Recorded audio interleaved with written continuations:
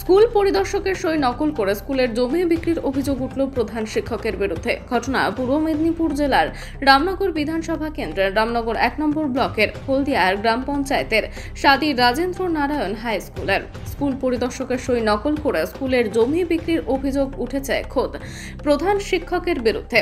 স্কুলের 17 ডেসিমাল জমি স্থানীয় এক বাসিন্দাকে বিক্রির অভিযোগ উঠেছে প্রধান শিক্ষকের বিরুদ্ধে। ওই স্কুলের দায়িত্বপ্রাপ্ত স্কুল পরিদর্শকের সই নকলের অভিযোগও রয়েছে প্রধান শিক্ষকের বিরুদ্ধে।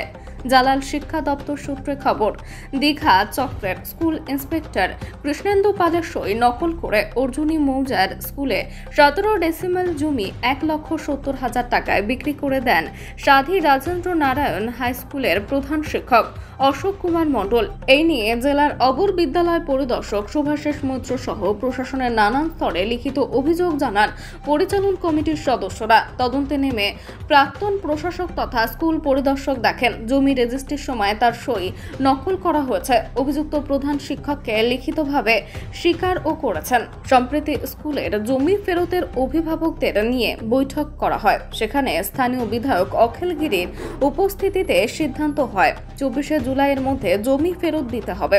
দাবি সময়সীমা পেলেও জমি ফেরত হয়নি। অভিযুক্ত প্রধান শিক্ষকের বক্তব্য, বিষয়টি আলোচনা স্তরে রয়েছে। 2022 সালে রাজ্যের বহু স্কুলে পরিচালন সমিতি গঠিত হয়েছে। তার আগে দীর্ঘ কয়েক বছর স্কুলগুলিতে পরিদর্শকদের প্রশাসক এবং প্রধান শিক্ষককে পরিচালনার দায়িত্বে নিযুক্ত করা হয়েছিল। সেই পর্বে বহু স্কুলে নানান দুর্নীতি হয়েছে বলে অভিযোগ। নতুন পরিচালন সমিতি হওয়ার পর সেই সব সামনে আসছে।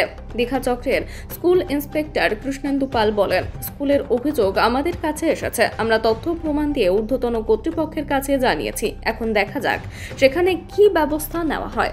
শুনলাম আপনার কাছে অভিযোগ হচ্ছে যেখানে স্কুলের জায়গা নাকি বিক্রি করে দিয়েছে। না, এই বিষয়ে আমাদের ঊর্ধ্বতন কর্তৃপক্ষ আছে। এই বিষয়ে আমি কোনো মতামত দিতে পারবো না। যেটা অভিযোগ করছে সেটা কি? এই বিষয়ে এই মুহূর্তে আমি কোনো মতামত দিতে পারবো না। কেউ তো অভিযোগ করছে। অভিযোগ মোটামুটি সেটা একটা ব্যাপার, যাই হোক একটা আলোচনার স্তরে আছে। এই বিষয়ে আমি কোনো মতামত দিতে পারবো না। কেউ মনে করে কেউ কারোর নামে কেউ বিরুদ্ধে অভিযোগ করতে পারে, অভিযোগ করতে পারে, অভিযোগ খণ্ডনও হতে পারে। সেই জন্য এই বিষয়ে কোনো মতামত আমি এখন দিতে পারবো না। যেটা শুনলাম আপনাদের স্কুলে যে প্রধান শিক্ষক নাকি স্কুলের জমি বিক্রি করেছে, এটা নিয়ে কি বলবেন? না, কথাটা একদম সম্পূর্ণ সত্যি ঘটনা।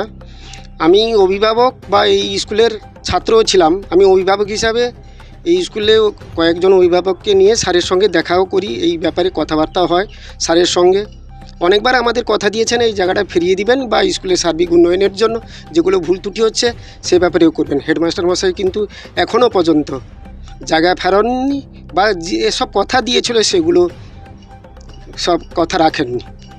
কেমন চোখে দেখছেন স্কুলের জায়গা বিক্রি করছে? না, ভালো চোখে শুধু আমি কেন, কাউকে এখানে প্রায় 1700 থেকে 1800 অভিভাবক। আপনি আমাকে বাদ দিয়ে অন্য কাউকে জিজ্ঞাসা করুন না কেন, কেউ বলবেন না এটা ঠিক করেছেন। স্যার যুক্তি দেখাচ্ছেন অনেক রকম যে কেনা হয়েছে তবু যা সরকারি সম্পদ বিক্রি করে এই কাজটা মনে হয় আমার যুক্তিতে ঠিক হয়নি। অন্যান্য অভিভাবক কি বলবে জানি না। আচ্ছা, যেখানে শুনলাম যে আপনাদের প্রধান শিক্ষক যেখানে স্কুলের জায়গা বিক্রি করে দিয়েছে এমনটা কিন্তু অভিযোগ করেছে জাল সই করে, সেটা কি বলছেন? বলতে আমাদের পরিচালন সমিতি গঠন হওয়ার আগের ঘটনা। এই ঘটনাটা সম্পর্কে আমরা সম্যক জানি না। বর্তমান পরিচালন সমিতি আসার পরে আমরা খুঁটিনাটি যখন কাগজপত্র দেখতে যাই তখন দেখি যে এই অসঙ্গতিটা আছে। এই নিয়ে আমি সরকারি যে দপ্তরগুলোতে আছে দপ্তরগুলোতে অভিযোগ জানিয়েছি। অভিযোগ লিপিবদ্ধ আকারে চিঠির আকারে করেছি। আমাদের মাননীয় মন্ত্রীমশাই তখন ছিলেন অখিলবাবুকে নিয়েও বসা হয়েছে। তিনি একটা ডেট দিয়েছেন, সেই ডেটের মধ্যে আমরা চাইছি যে স্কুলের জায়গায় স্কুলে ফেরত আসুক। সরকারি ল্যান্ড কেউ অন্যায়ভাবে বিক্রি করতে পারবে না বা সম্ভবও নয়। তো তিনি করেছেন।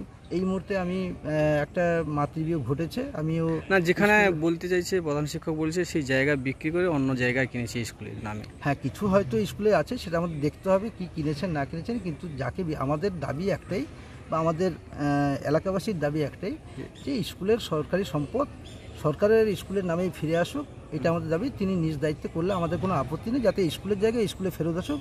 এটা আমি স্কুল পক্ষ থেকে বা স্কুলের পরিচালন সমিতির পক্ষ থেকে এই দাবি, এলাকাবাসীর দাবিটাকে মান্যতা দিয়ে আমি আমার জায়গাগুলো কাজ করছি, আমি দপ্তরে কাজ করছি। প্রয়োজনে আরও বৃহত্তর অভিযোগে আমি আর যাব।